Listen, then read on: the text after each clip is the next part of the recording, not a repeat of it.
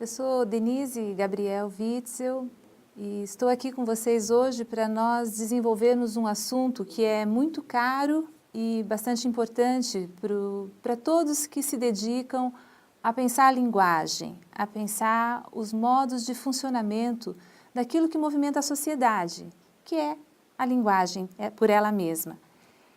E para tratar disso especificamente, nós vamos pensar no momento em que a invenção de uma ciência, como que se descobriu modos de olhar para a linguagem, mais precisamente para a língua, que é uma manifestação da linguagem, sob uma ótica científica.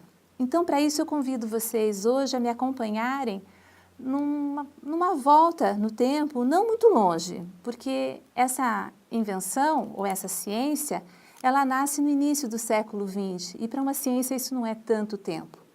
Então, a minha temática com vocês hoje é essa: como se inventou a linguística. Uma linguística que tem essas características modernas, porque se fala em linguística em outros tempos, porque linguística, você tem tanto uma concepção de disciplina, quanto uma concepção de campo do saber. Se estudou linguagem desde que o homem parou para pensar naquilo que ele fala, para quem ele fala. Então, essa questão da língua e da linguagem, ela é uma questão de muito tempo. Mas a partir do século XX, é que nós temos, então, uma publicação de um livro intitulado Curso de Linguística Geral, acreditado a um grande pensador, Ferdinand de Saussure. Quem foi Ferdinand de Saussure? Qual é a proposta dele num curso de linguística geral que revolucionou os modos de se pensar a língua?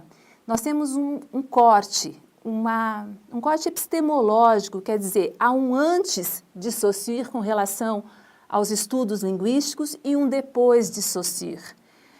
Antes, e isso está logo no início desse curso de linguística geral, as pessoas pensavam a língua de diferentes maneiras, mas de forma não científica. Por exemplo, havia um estudo da gramática, que nós temos ainda hoje, uma gramática conhecida como gramática normativa, uma gramática tradicional, em que impõe, basicamente, o que é certo, o que é errado com relação à língua, faz um recorte absolutamente focado numa língua culta, despreza dessa forma todas as outras possibilidades de uso dessa língua, enfim.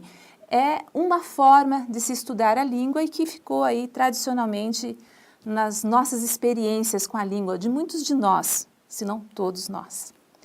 Um outro enfoque é possível ser pensado pela filologia. A filologia, por sua vez, além de se preocupar com a língua, ela se preocupa, na verdade, com os textos escritos. Ela tem um enfoque, ela propõe um enfoque histórico com relação a esses textos, a compreensão desses textos, mas, grosso modo, havia, e há, né, porque existem ainda estudos na área da filologia, mas a questão é do texto escrito, para resumir muito a que se destina. E depois disso, mais no século XIX, perto de nós temos a linguística comparada, que cria uma complexidade ou produz uma série de estudos importantes que vão balizar essa ciência linguística que nasce, então, no início do século XX. Nós temos a gramática do Franz Bopp, por exemplo. Franz Bopp, ele é o grande nome da linguística comparada do século XIX, em que ele se propôs a fazer análises, como o nome diz, comparativas, entre o latim, o grego, o alemão, porque ele estudava também o sânscrito. Então o sânscrito era relacionado com essas línguas e tentava-se aí então verificar o que havia de semelhanças e de diferenças para pensar como que essas línguas podiam criar parentescos linguísticos. Foi de extrema importância esses estudos no século XIX para que um linguista, então, um pensador, nascido nessa época, que estudou justamente os textos do Franz Bopp, a gramática do Franz Bopp, para que ele questionasse, para que ele se inquietasse com esses modos, com esses estudos linguísticos. É aí, então, que nasce Ferdinand de Saussure. Quem foi, então, Ferdinand de Saussure? um linguista suíço. Ele trabalhava nos grandes centros europeus no final do século XIX, início do século XX, deu aulas em Paris, na Alemanha, e ele fez a linguística do seu tempo. Ele fez uma linguística comparada, ele defendeu teses com base nesses pressupostos. Entretanto, ele queria olhar para a língua de forma diferente, no sentido de que ele reclamava um campo do saber, uma disciplina que tomasse como objeto a língua propriamente dita, mas que não fosse uma linguística histórica, que se entendesse a língua no seu funcionamento. Então, esse objeto, que seriam as línguas naturais, era algo que precisava ser estudado de forma diferente do que se fazia com a linguística comparada. Saussure, então, ele não escreveu a sua proposta, ele não teve tempo ou ele não tinha tanta segurança sobre aquilo que ele propunha. Entretanto, ele morre e os seus discípulos, 2 alunos, com a colaboração de um terceiro, no caso Charles Bailly e Albert Séchigny, eles vão organizar aquilo que havia sido feito em anotações desses alunos e publicam assim o famoso e importantíssimo livro para os estudos contemporâneos da linguística, que é justamente o curso de Linguística Geral. Ao publicarem esses livros, eles colocam já no prefácio justamente um alerta ou um sentimento do Saussure que vale a pena nós retomarmos aqui para situarmos essa inquietação do Saussure. Dizem, então, os alunos que publicaram o livro: repetidas vezes ouvimos Ferdinand de Saussure deplorar a insuficiência dos princípios e dos métodos que caracterizavam a linguística, em cujo ambiente seu gênio se desenvolveu. E ao longo de toda a sua vida pesquisou ele obstinadamente as leis diretrizes que lhe poderiam orientar o pensamento através deste caos. Isso para sublinhar, então, que ele era muito inquieto com o modo de se fazer linguística naquele tempo. Então, ele propõe Saussure, morre, então, com 55 anos e deixa esse legado, que são esses cursos que vão ser organizados por seus alunos, e é a partir dele que nós temos uma ciência linguística. Então, ele fez isso no contexto teórico dos estudos histórico-comparativos. Ele vai lançar suas ideias precisamente sobre língua e a linguagem. Ele vai entender que a língua é um sistema de valor estruturado e autônomo, subjacente a toda e qualquer produção linguística. Por que autônomo? Começamos por aí. Estudar a língua a partir de uma perspectiva de uma ciência, como a linguística se propôs a ser a partir do curso, era pensar num campo que fosse autônomo no sentido que muitas outras áreas se interessam pela língua, a sociologia, a antropologia, outras áreas do conhecimento. Entretanto, a linguística ela vai se constituir como uma ciência autônoma porque ela cria o seu próprio objeto e ela define com bastante precisão e rigor os métodos com os quais ela vai analisar a língua. E aí se desencadeia uma série de outras questões que precisam ficar bastante claras logo de início, que é justamente o que é língua, e ele vai definir Saussure língua dentro daquilo que nós entendemos como linguagem. Então, a linguística ela vai passar a ser concebida como uma ciência, ela não vai só descrever fatos linguísticos, mas vai buscar explicações coerentes para a existência desses fatos linguísticos. Aos poucos, esse modo de se olhar para a língua e de se pensar a língua e de analisá-la, descrevê-la, vai ficando mais claro para quem começa os primeiros passos nos estudos linguísticos. Mas é importante, desde já, saber que há um deslocamento, um modo diferente. E esse modo diferente já começa justamente com a questão que o Saussure dizia, que era preciso, então, delimitar esse objeto, era preciso entender esse objeto, e que haveria, lá, no início das suas reflexões, nós voltamos lá para o início do século XX, ele dizia, então, que haveria uma ciência para se ocupar da linguagem nas suas mais diversas manifestações, que seria a semiologia. Semion, né, do grego, significa signo. Então você teria, porque lá ainda não havia precisamente essa ciência, mas teria que haver, diz Saussure, uma ciência que cuidasse de todos os signos. Saussure diz então que a semiologia é a ciência que estuda a vida dos signos no meio da vida social. Constituiria parte da psicologia social. Ela nos ensinará em que consistem os signos, que leis os regem. Aqui Saussure faz referência aos signos nas suas diferentes manifestações, as imagens, os desenhos, as relações de sentido que se estruturam a partir de determinado signo. Mas ele vai olhar para um signo muito específico, porque nós pensamos nessas relações simbólicas que os signos, né, nos colocam, mas o Saussure estava interessado no signo linguístico.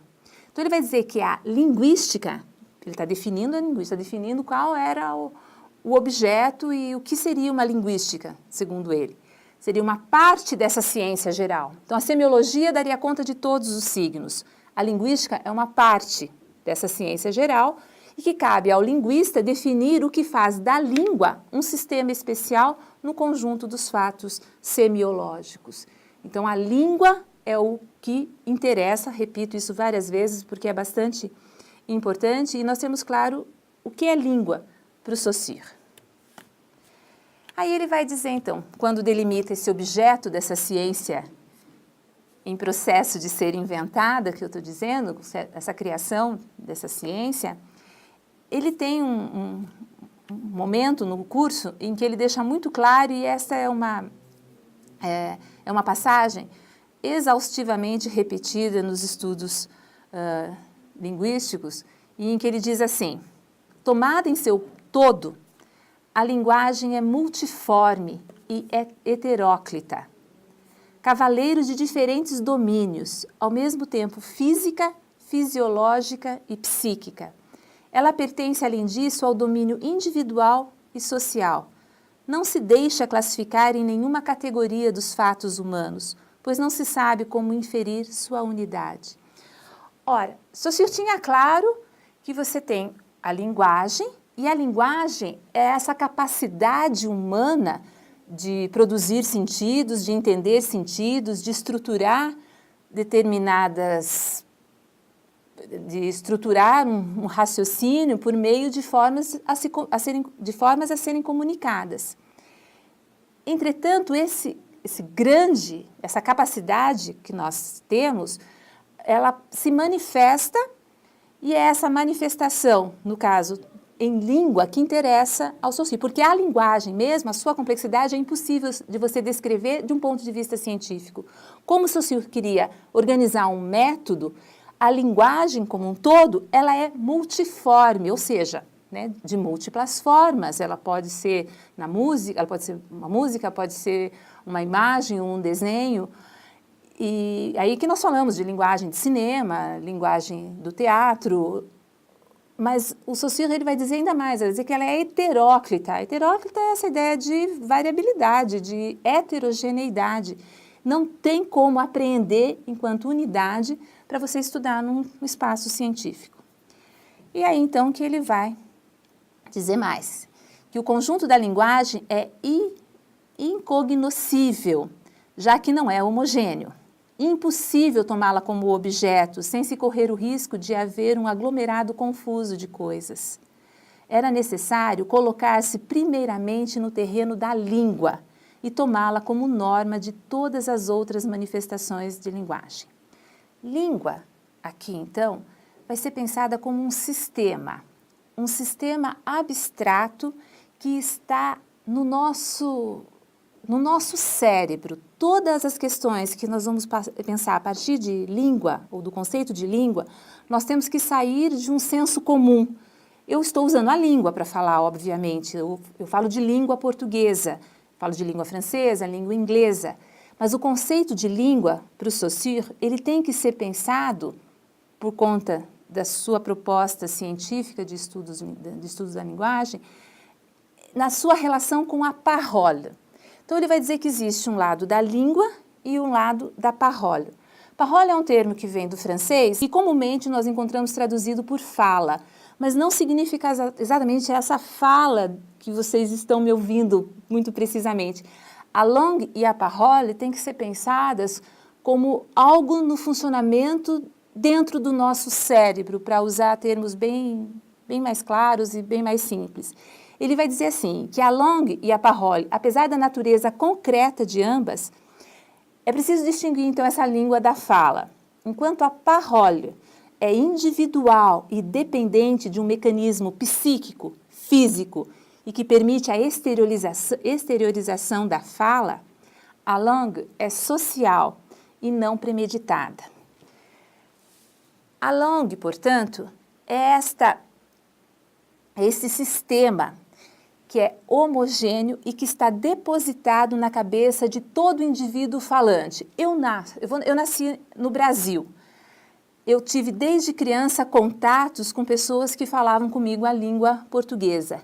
Eu vou adquirindo as estruturas, as formas de me comunicar em língua portuguesa e esses elementos eles estão sendo depositados no meu cérebro. Então essa ideia de sistema é que todos nós, falantes de língua portuguesa, que nascemos no Brasil, nós temos internalizados em nós esse repertório. E esse repertório está lá à nossa disposição. E ele funciona, e nós não temos consciência exatamente de como que isso funciona. Mas há um lugar em que você pensa a língua e o outro em que você tem a manifestação dessa língua, que é onde você expõe. Aí o Saussure vai dizer mais, nós temos que pensar em termos de estudos, em termos de ciência linguística, como que funciona a langue, a língua, e não a parole, a fala. Porque a parole você não controla, a parole é o lugar, a Cristina Altman da USP, ela fala que é o lugar do caos, é o lugar das interferências do lugar onde você fala, das pessoas com quem você conversa, aí você não consegue colocar sistematicidade, você não consegue organizar um método para poder analisá-la. Essa langue, então, que é o objeto de estudo da linguística, ela vai se diferenciar da fala por essas características primordiais. Ele basicamente separa a langue e a parole dizendo assim, que a langue é a linguagem menos a fala, e já a parole é o uso que se faz da língua. Essa língua que está, repito muito isso, depositada no cérebro de cada indivíduo. A langue é social. Eu não posso mudar a langue, eu não posso chamar a mesa de cadeira, cadeira de mesa, por exemplo, a meu bel prazer. Isso já está no sistema. E a parole, ela é individual. Também, claro que eu não posso ficar inventando, mas eu tenho elementos que funcionam quando você usa essa língua que você não controla. Assim, a langue, ela é homogênea e a parole é heterogênea. A langue é sistemática e a parole assistemática. A langue é abstrata, a parole é concreta. A langue é constante e a parole é variável. Entender que Saussure está pensando no objeto da linguística e esse objeto tem as línguas, né, como o enfoque sobre as línguas, é você entender isso, essa separação entre langue e parole, mas deixar muito claro, ele vai se valer de uma metáfora para explicar isso, que é o jogo de xadrez. Como que você pensa numa sistematicidade, algo que está no interior do seu cérebro e que não é mais necessário você fazer uma linguística histórica. Você não precisa mais saber como que a língua era antes desta língua que você usa hoje. Você não tem consciência, você não precisa disso. A língua precisa ser analisada, segundo ele, no momento em que ela está sendo utilizada, ou no momento da sua existência. Assim, então, dentro, né, eu repito, lá no cérebro, você organiza de tal forma os elementos linguísticos de forma sincrônica e não diacrônica. Diacronia, que era a perspectiva da linguística histórica, aquela lá do Franz Bopp, da linguística comparada, é uma linguística, uma análise que você faz de um determinado termo ao longo da história, como que um determinado termo passou e foi mudando ao longo desse tempo, dessa história. Já a sincronia não. A sincronia ela faz um recorte, como a língua está e como ela funciona. Nesse sentido, Saussure nos convida a pensar... Saussure gosta muito de metáforas. E uma delas, que é muito cara e importante para entender a noção de sistema, é o jogo de xadrez. Eu vou mostrar um pouquinho o funcionamento dessa ideia do Saussure, mas antes é preciso a gente ter muito claro o que é sistema, antes de mais nada. Ora, sistema é sempre algo que está em relação a outro algo e que depende, o mecanismo tem que estar tão perfeitamente amarrado para que possa funcionar. É desse sentido que você fala de um sistema solar. É de tal forma estruturado o nosso sistema solar que um elemento se organiza em função de outro elemento e assim as coisas ficam como são. Ninguém pode mudar isso. O sistema respiratório, o sistema do computador, as peças se organizam assim, é tudo em relação. É daí que vem, para o sistema linguístico, a ideia de relação. Tudo é sistemático em termos de língua. E eu volto a dizer que é diferente da parole. E aí ele nos convida repito, a pensar no jogo de xadrez para pensar a própria língua. A língua é um sistema que conhece somente sua ordem própria. Ele vai sempre nos deixar claro o quanto a língua se basta por ela mesma. Uma comparação com o jogo de xadrez fará compreender melhor isso. Nesse jogo, é relativamente fácil distinguir o externo do jogo com relação ao interno. O fato dele ter passado da Pérsia para a Europa é de ordem externa, numa clara alusão aqui ao que se fazia em termos de linguística comparada. E ele continua: interno, ao contrário, é tudo quanto concerne ao sistema e às regras. Se eu substituir uma peça, eu perdi, por exemplo, o cavalo do jogo de xadrez, mas eu posso substituir esse cavalo, eu tenho aqui uma pilha que vai se movimentar e vai fazer exatamente as vezes do cavalo. Eu posso continuar, o sistema se mantém. Eu não posso mudar as regras, eu não posso fazer com que esse cavalo que tem que andar em L, para quem conhece o xadrez, né, o cavalo sempre se movimenta em L, eu não posso fazer com que ele se movimente como o bispo, por exemplo, nas diagonais. Então, isto é uma regra interna do jogo que mantém o sistema funcionando. O que, grosso modo, o Saussure está dizendo, então? A língua, ela é composta por elementos, e esses elementos são os nossos fonemas, os nossos morfemas, as partes das palavras que unidas criam as palavras, os signos linguísticos propriamente ditos, são elementos que constituem as possibilidades de organização de uma estrutura. Quando ele diz que nós podemos mudar a peça e isso não interfere no jogo, eu posso jogar com a pilha, que faz às vezes do cavalo, na língua você também pode, você tem estruturas que você troca o P pelo B, você tem de pato para bato, numa troca de fonemas e a língua, ela responde, o sistema funciona nessa relação em que é possível, mas não é qualquer palavra, não é qualquer forma que você pode alterar ou que você altera. Para concluir, ainda que sumariamente, essa nossa primeira conversa sobre a invenção da linguística, eu gostaria de ainda acrescentar que quando você fala de ciência, você tem uma complexidade bastante grande, que já começa, né, com a pergunta sobre o que é ciência. Ainda mais quando se fala ciência da linguagem, que também entra uma outra questão sobre o que é linguagem. Mas, para tentar deixar claro a importância na formação de alunos do curso de letras, de todos os interessados no funcionamento da linguagem humana, fazer ciência é você não julgar as diferenças, por exemplo, linguísticas, as diferenças entre as formas do dizer, para dar um exemplo bem tranquilo. É língua toda forma com que as pessoas interagem, se comunicam.